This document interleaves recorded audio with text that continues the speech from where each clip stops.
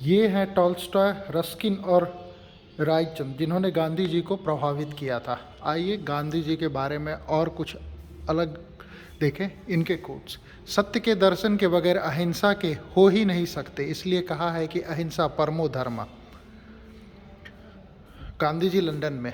अस्तेय का अर्थ चोरी करना इतना ही नहीं है, जिस वस्तु की हमें आवश्यकता नहीं उसे रखना लेना भी चोरी है। चोरी में हिंसा भरी है।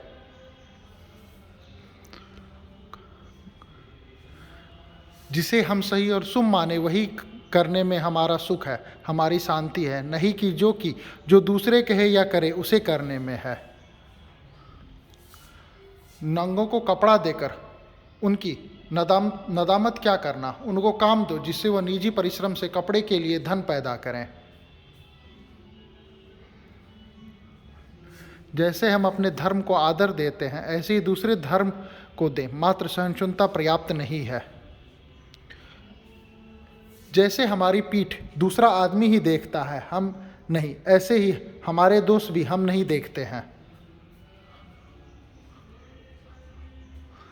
ये सत्याग्रह एक अनंत यात्रा के बारे में है। 11 सितंबर 1906 से 11 सितंबर 2006। वर्ष 1906 को सही अर्थों में मोहनदास करमचंद गांधी के जीवन की दिशा बदल देने वाला कहा जा सकता है।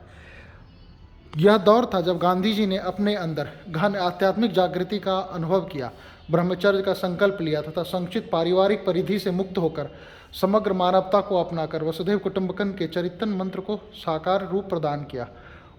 1906 या संक्षेप में कहे तो 11 सितंबर के दिन अपने सत्य और अहिंसा की दृढ़ता से अनुपालन में पीड़ाग्रस्त मानवता के लिए उद्धार का मार्ग ढूंढ निकाला। मोहनदास करमचंद गांधी ने इस मार्ग को सत्याग्रह की संज्ञा दी।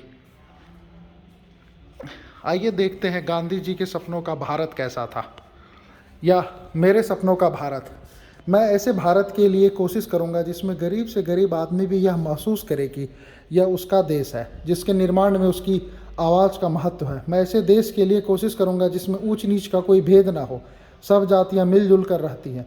ऐसे भारत में अस्पृश्यता व शराब तथा नशीली चीज़ों की अनिष्टों के लिए कोई स्थान ना होगा।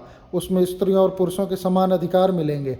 सारी दुनिया में हमारा संबंध शांति और भाईचारे का होगा। यह है मेरे सपनों का भारत। मोहनदास करमचंद गांधी। ये गांधी जी और कस्तूरबा जी की कुछ तस्वीरें। अगर हम सच्चा जीवन व्यतीत करना चाहते हैं तो मानसिक आलस्य छोड़कर हमें मौलिक विचार करना होगा। परिणाम यह होगा कि हमारा जीवन बहुत सरल हो जाएगा। सत्याग्रही कहलाने से मनुष्य सत्याग्रही नहीं बनता, शुद्ध सत्य का पालन करने से मनुष्य सत्याग्रही बनता है। मोहनदास करमचंद गांधी।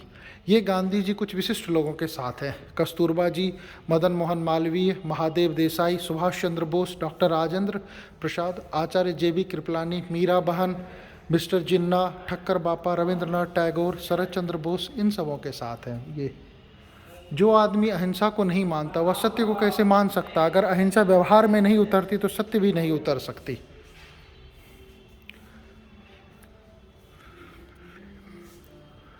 नोआखली में गांधी जी, यहाँ पर बहुत बर्बरता के साथ जो था अहिंसा हुई थी, तो गांधी जी वहाँ पर जाके उन्होंने उस हिंसा को, अहिंसा नहीं हिंसा हुई थी, तो गांधी जी वहाँ पर गए थे और उन्होंने उस हिंसा को शांत किया था।